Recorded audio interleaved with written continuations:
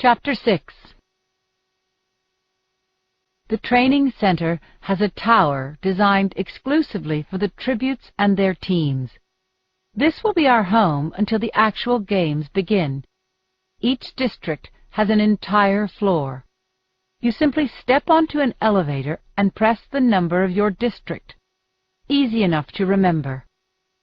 I've ridden the elevator a couple of times in the Justice Building back in District 12, once to receive the medal for my father's death, and then yesterday to say my final goodbyes to my friends and family. But that's a dark and creaky thing that moves like a snail and smells of sour milk.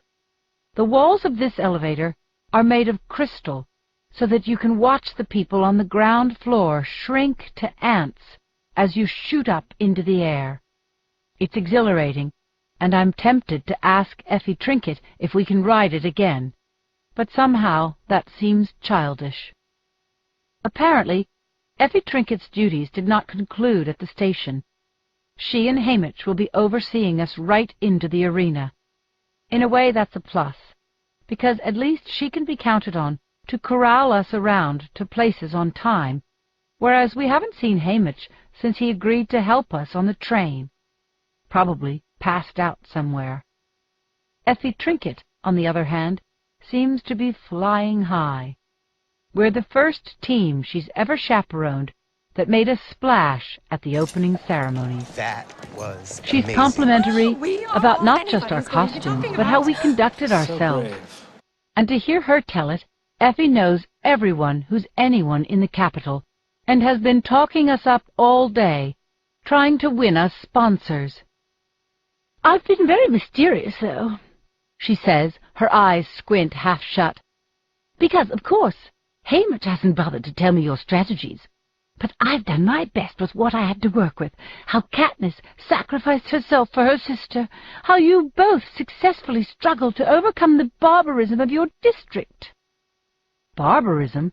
That's ironic, coming from a woman helping to prepare us for slaughter.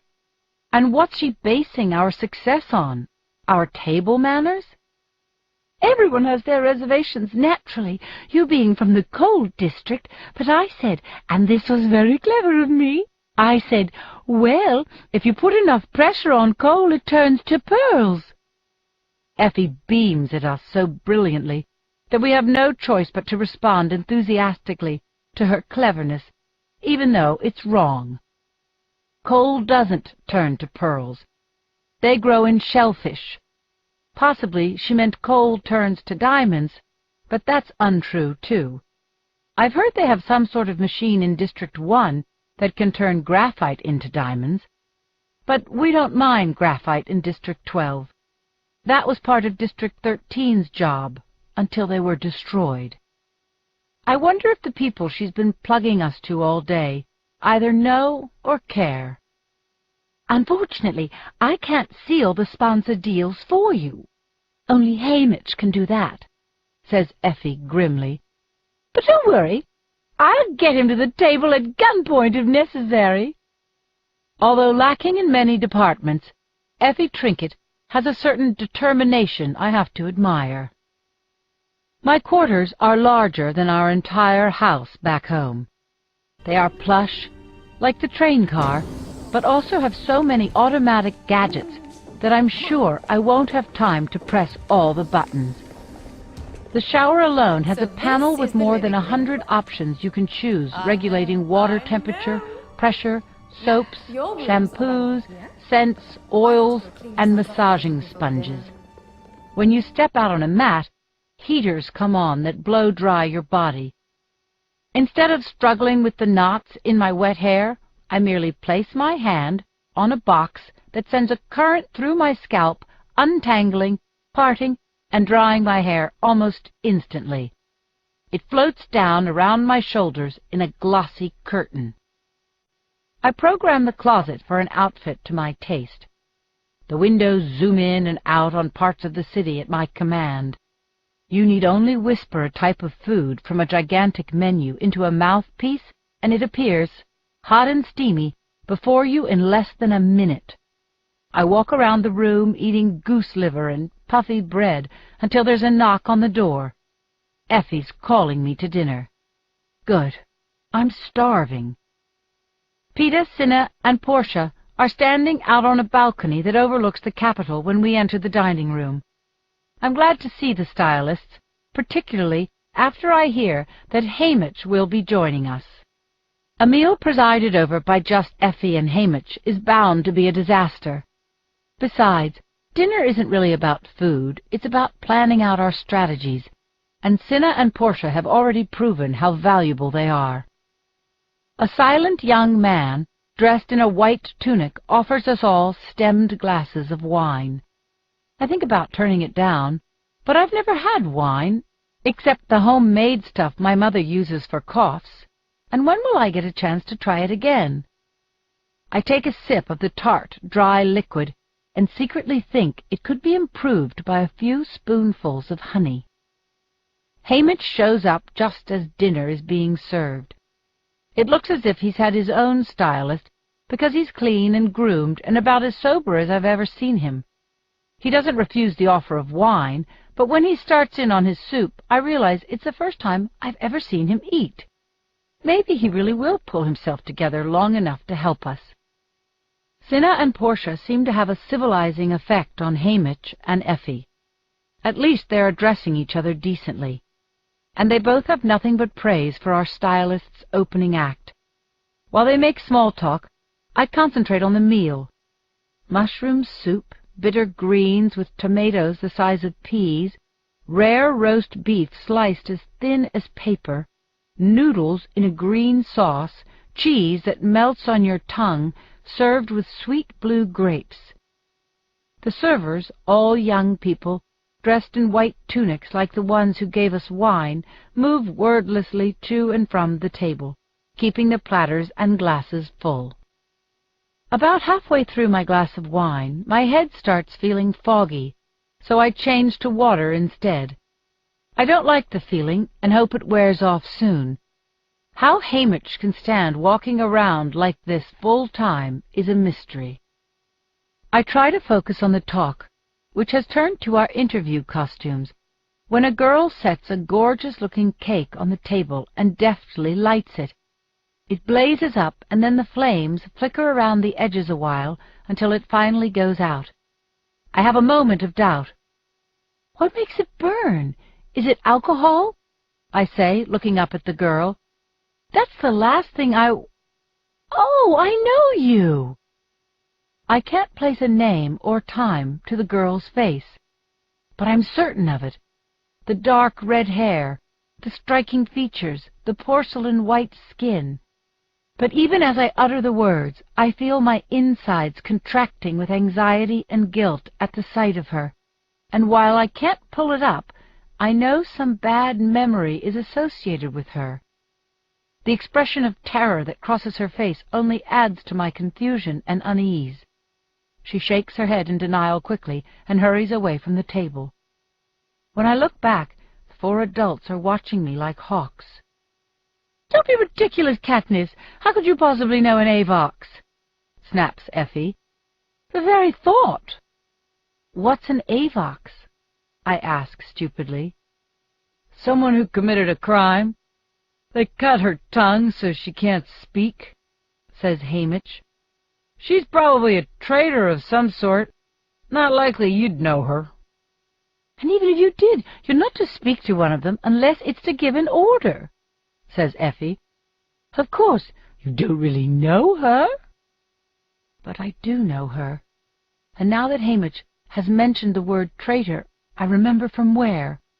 The disapproval is so high I could never admit it.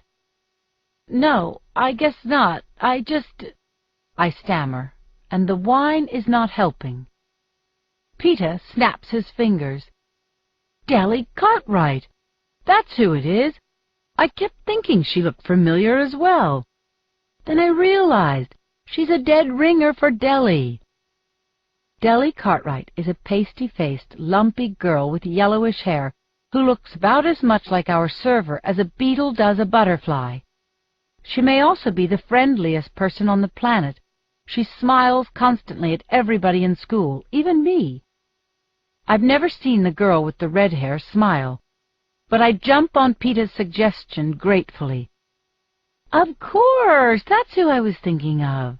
It must be the hair," I say.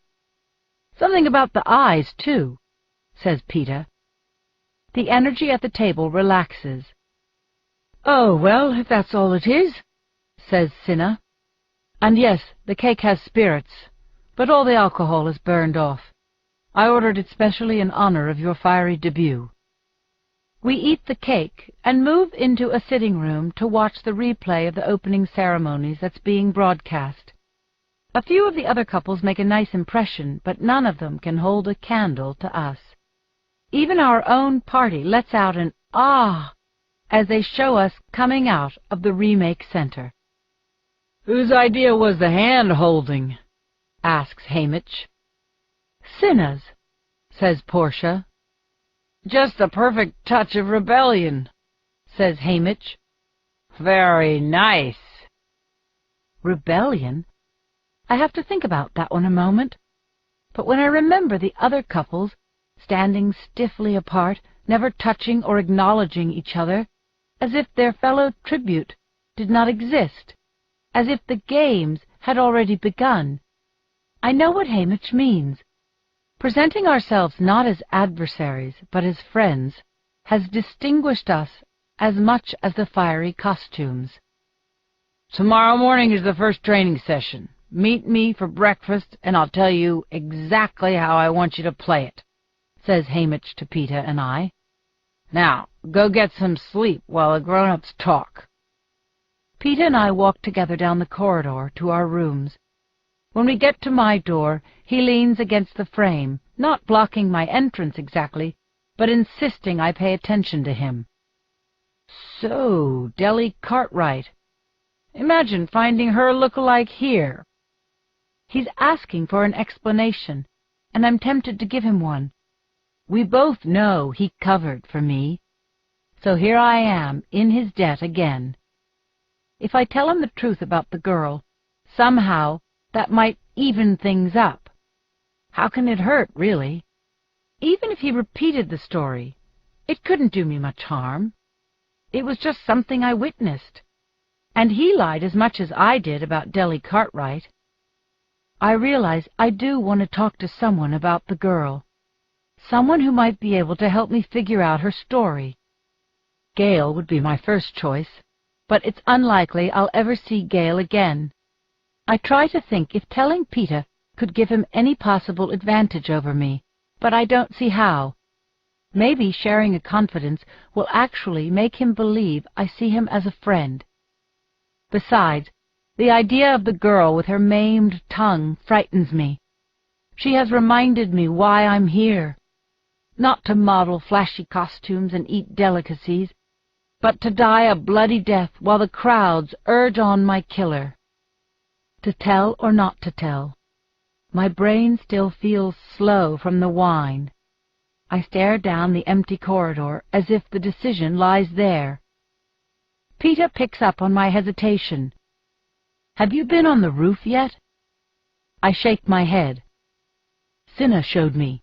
You can practically see the whole city. The wind's a bit loud, though."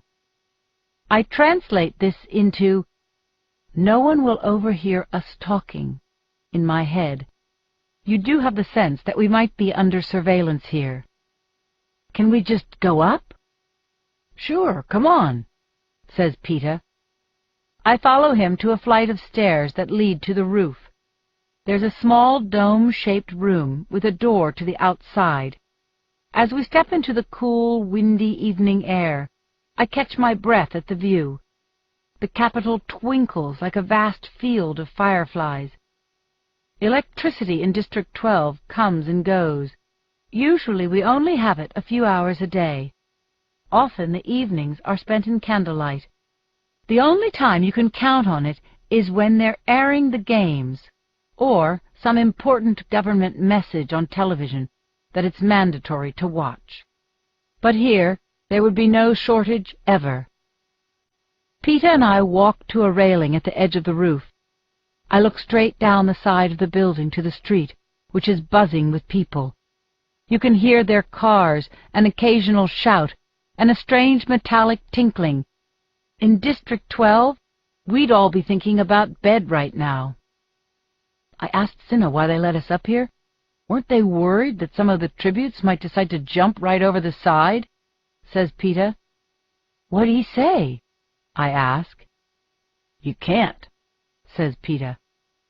He holds out his hand into the seemingly empty space. There's a sharp zap, and he jerks it back.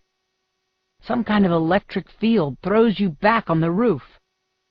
Always worried about our safety, I say. Even though Cinna has shown Peeta the roof, I wonder if we're supposed to be up here now, so late and alone. I've never seen tributes on the training center roof before, but that doesn't mean we're not being taped. Do you think they're watching us now? Maybe, he admits. Come see the garden. On the other side of the dome, they've built a garden with flower beds and potted trees. From the branches hang hundreds of wind chimes, which account for the tinkling I heard. Here in the garden, on this windy night, it's enough to drown out two people who are trying not to be heard. Peeta looks at me expectantly. I pretend to examine a blossom. We were hunting in the woods one day, hidden, waiting for game, I whisper. You and your father? He whispers back. No, my friend Gale. Suddenly all the birds stopped singing at once, except one, as if it were giving a warning call. And then we saw her. I'm sure it was the same girl. A boy was with her. Their clothes were tattered. They had dark circles under their eyes from no sleep. They were running as if their lives depended on it, I say. For a moment I'm silent as I remember how the sight of this strange pair, clearly not from District 12, fleeing through the woods immobilized us. Later, we wondered if we could have helped them escape. Perhaps we might have, concealed them, if we'd moved quickly. Gale and I were taken by surprise, yes, but we're both hunters. We know how animals look at bay. We knew the pair was in trouble as soon as we saw them, but we only watched. The hovercraft appeared out of nowhere, I continued to Peeta. I mean, one moment the sky is empty, and the next it was there. It didn't make a sound, but they saw it. A net dropped down on the girl and carried her up fast, so fast, like the elevator. They shot some sort of spear through the boy. It was attached to a cable, and they hauled him up as well. But I'm certain he was dead. We heard the girl scream once. The boy's name, I think. Then it was gone, the hovercraft, vanished into thin air, and the birds began to sing again, as if nothing had happened. Did they see you? Peeta asked. I don't know. We were under a shelf of rock, I reply. But I do know. There was a moment, after the bird call, but before the hovercraft, where the girl had seen us. She'd locked eyes with me and called out for help, but neither Gale or I had responded.